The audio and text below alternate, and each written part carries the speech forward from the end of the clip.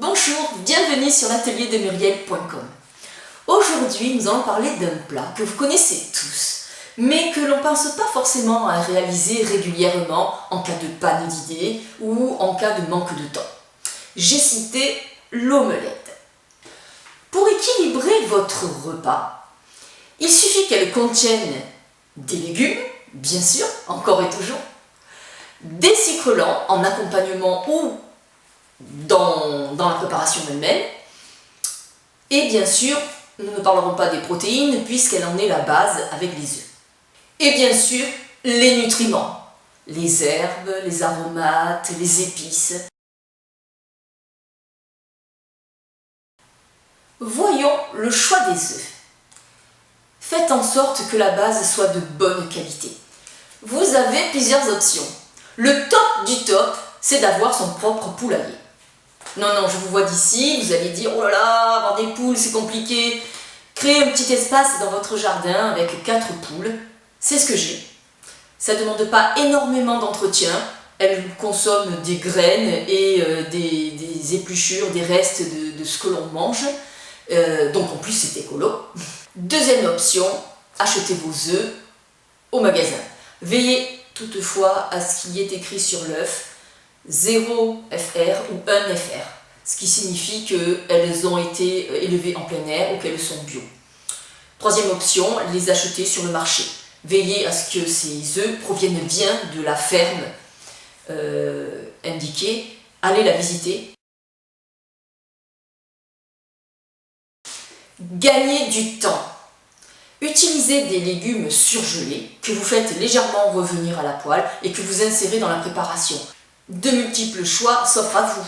Des courgettes, des poivrons, des asperges, des poireaux, des juliennes de légumes, des jardinières de légumes pour les 2 derniers exemples. Il faut que ce soit des produits non préparés, on est bien d'accord. Il y a aussi les conserves. Ça vaut ce que ça vaut, mais ça dépanne bien. Des conserves d'épinards, de champignons, qui peuvent faire l'affaire.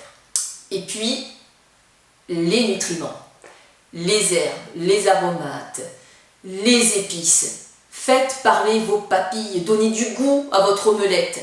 Cumulez les herbes, les épices, peu importe, augmentez vos apports en nutriments. Une base de condiments, comme l'oignon et l'ail, apporte une profondeur gustative à votre préparation.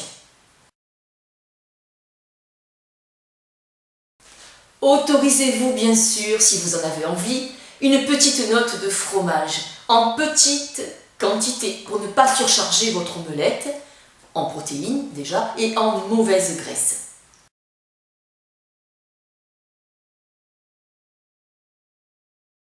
La pomme de terre se marie très bien avec l'omelette. Petite astuce, vous la mettez au four en l'ayant un petit peu rincée auparavant et vous la laissez cuire environ 25 minutes. Lorsqu'elle est prête, vous attendez qu'elle refroidisse pour ne pas vous brûler vos petits doigts et vous l'épluchez et l'insérez dans votre préparation. C'est tout simple. Vous pouvez opter aussi pour du pain en accompagnement.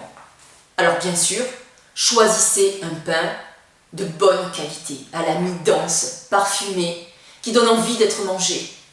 Alors du pain demi-complet, du pain au levain, du pain de campagne. Évitez toutefois la baguette qui représente aucun intérêt nutritionnel.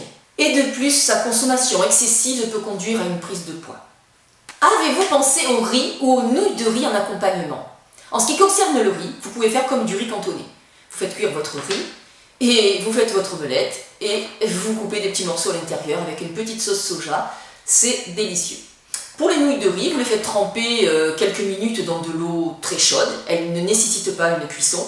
Vous les mettez dans une poêle. Vous cassez le nombre d'œufs désiré et vous touillez.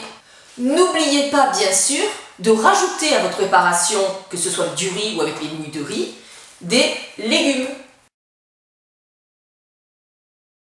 Même si vous avez inséré des légumes dans votre préparation, n'hésitez pas à consommer votre omelette avec une salade verte. Choisissez celle que vous préférez et attention à la vinaigrette. Pour tous les repas, le petit déjeuner, Il y a des grands fans de petits déjeuners salés. Pour le déjeuner sur le lieu de travail, avec du bon pain, hein, je ne saurais vous le dire, trop souvent.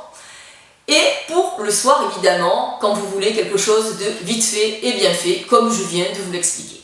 Si vous avez visionné cette vidéo sur mon blog, n'hésitez pas à laisser des commentaires. Si vous l'avez visionné sur YouTube ou Facebook, n'hésitez pas bien sûr à partager pour communiquer l'information au plus grand nombre. Je vous remercie de m'avoir écouté et je vous dis à très vite, au revoir.